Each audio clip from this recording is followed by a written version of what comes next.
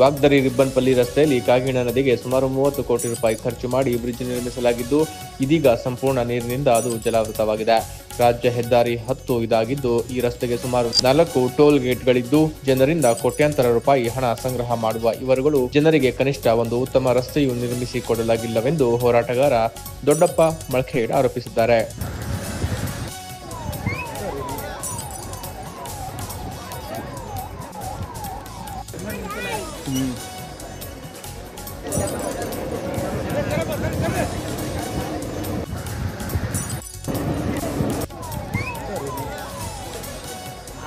ಮಂಜೆಲ್ಲ ಇದು ಮಾಡಿದ್ರು